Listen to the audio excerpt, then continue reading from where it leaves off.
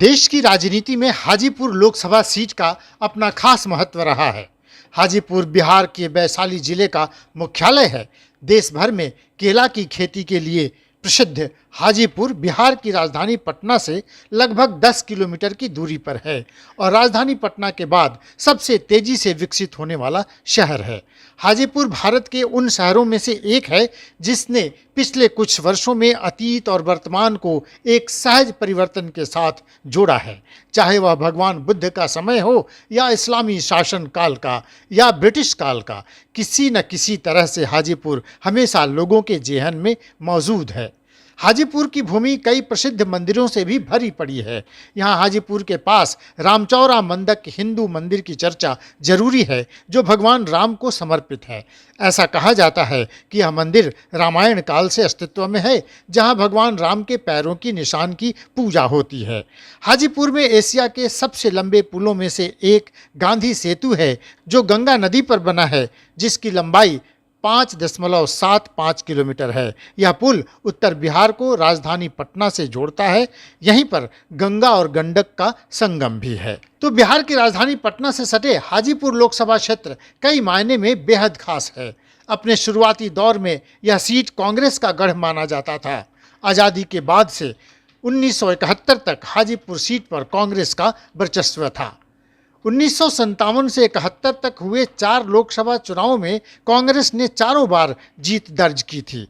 1957 और 62 में कांग्रेस के टिकट पर राजेश्वर पटेल सांसद चुने गए। 1967 में कांग्रेस ने यहां से वाल्मीकि चौधरी को टिकट दिया और वह पहली बार लोकसभा पहुंचे। 1971 में दिग्विजय नारायण सिंह हाजीपुर से लड़े और कांग्रेस का झंडा बुलंद किया। 1977 में हाजीपुर सीट अनुसूचित जाति के लिए आरक्षित हो गई और इसी वर्ष कांग्रेस विरोधी लहर पर सवार युवा नेता रामविलास पासवान ने कांग्रेस के किले में सेंध लगाई। तब रामविलास पासवान ने रिकॉर्ड कायम कर दिया। रामविलास पासवान ने देश में सर्वाधिक 4,69,007 वोट प्राप्त कर राजनीति में अपनी धाक जमाई और उनका नाम Guinness book of world record में शामिल हो गया। 1980 में फिर रामविलास पासवान हाजीपुर से चुनाव जीते, लेकिन 1984 में पासवान यहां से चुनाव हार गए।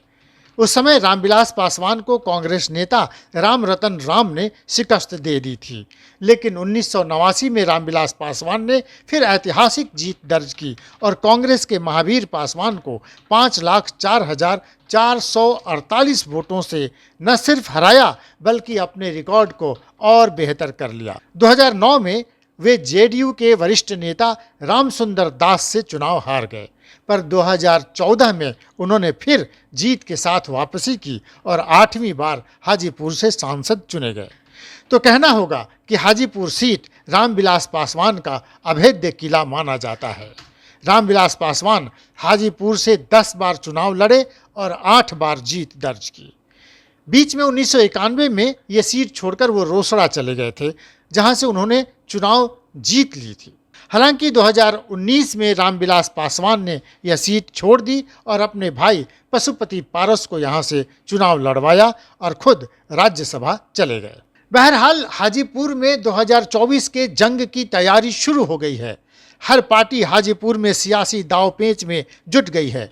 इस बार हाजीपुर में विकास के मुद्दे गौण हैं। सिंचाई के संसाधनों की कमी, रोजगार की कमी, तेजी से हो रहा पलायन और बढ़ता अपराध ऐसे जनता के मुद्दे अब चुनाव के मुद्दे नहीं बनेंगे। राष्ट्रवाद और लोकतंत्र बचाओ संविधान बचाओ जैसी 2 विचारधाराओं की लड़ाई मजबूत हो रही है और सबसे महत्वपूर्ण बात है कि बिहार के अन्य लोकसभा क्षेत्रों की तरह हाजीपुर में भी जातीय गोलबंदी और सोशल इंजीनियरिंग के बल पर चुनाव लड़े और जीते जाते रहे हैं। तो हाजीपुर सीट को जीतना है तो जातीय समीकरण को साधना ही पड़ेगा। तो आइए एक नज़र डालते हैं हाजीपुर लोकसभा क्षेत्र का जातीय समीकरण क्या कहता है।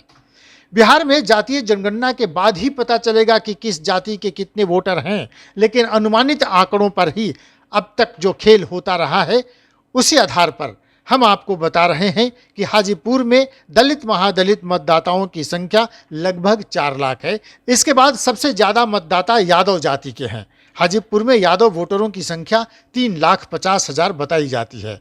इसी तरह वैश्य वोटर 1,80,000 हैं तो मुस्लिम वोटर लगभग 1.5 लाख हैं। हाजीपुर में राजपूत और भूमिहार मतदाताओं की संख्या 1.5 लाख है तो कोयरी कुर्मी, जिसमें दांगी और धानुक भी शामिल हैं, इनकी संख्या लगभग 1,70,000 है। इस सीट पर मल्लाहों की संख्या 60,000 है और कायस्थ ब्राह्मण मतदाताओं की संख्या लगभग 50,000 है। अन्य अति पिछड़ों की संख्या 2 लाख के करीब है। तो जातीय समीकरण पर ध्यान दें तो देखेंगे कि सुरक्षित सीट पर दलित महादलित वोटर अगर अहम भूमिका में हैं तो एकजुट सवर्ण और वैश्य वोटर गेम चेंजर साबित हो सकते हैं। इसके अलावा अगर MY समीकरण चल गया तो ये वोटर भी किसी का भी पासा पलट सकते हैं। तो हर पार्टी अब इसी जुगाड़ में है कि कैसे जातीय गोलबंदी को दुरुस्त किया जाए।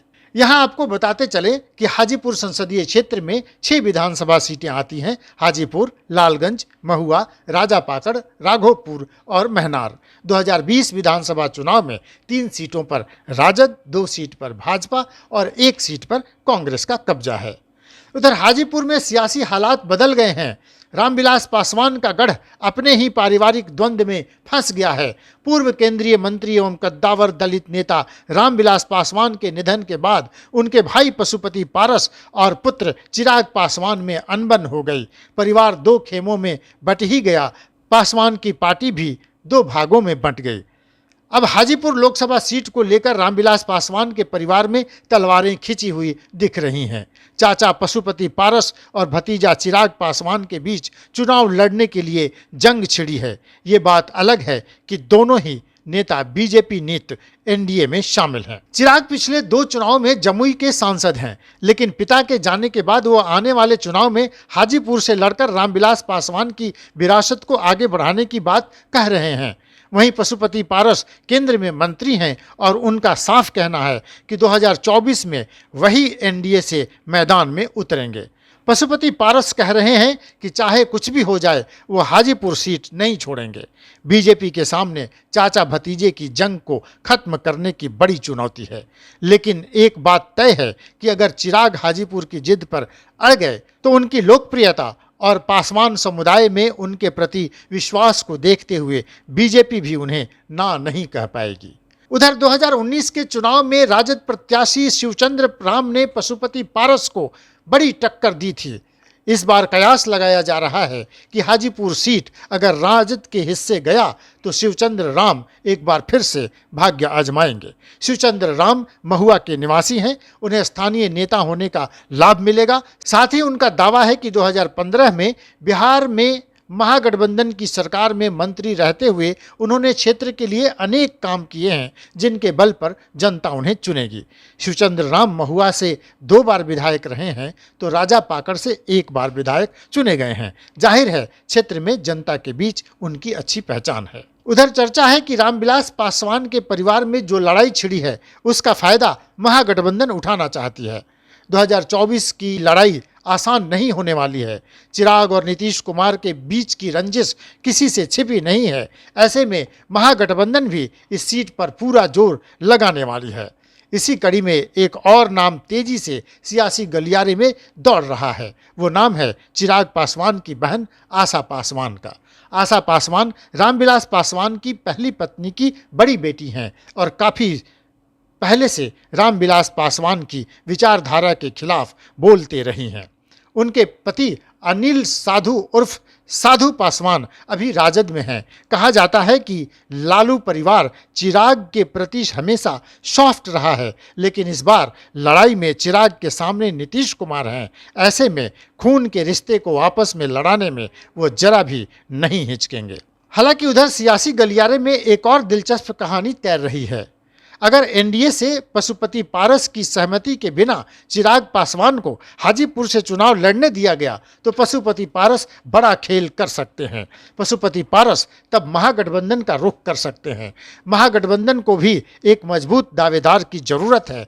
ऐसे में वो पशुपति पारस को हाजीपुर सीट देने में जरा भी संकोच नहीं करेंगे और ये चिराग के लिए बड़ी चुनौती हो सकती है।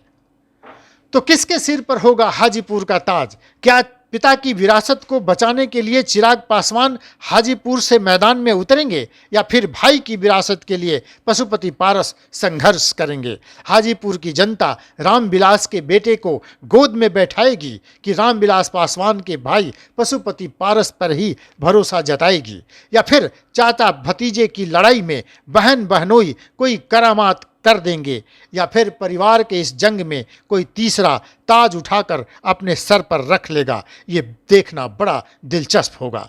तो देखते रहिए लाइव बिहार। लाइव बिहार पर हम आपके लिए लेकर आ रहे हैं बिहार के सभी लोकसभा सीटों पर होने वाली चुनावों की जोड़ तोड़ और वोटों के समीकरण का सबसे सटीक विश्लेषण। अगली कड़ी में किसी और लोकसभा सीट का विश्लेषण लेकर हम हाजिर हो जाएंगे। जुड़े रहिए लाइव बिहार के साथ, देखते रहिए live Bihar. Live Bihar YouTube पर सब्सक्राइब और फेसबुक पर लाइक जरूर करें।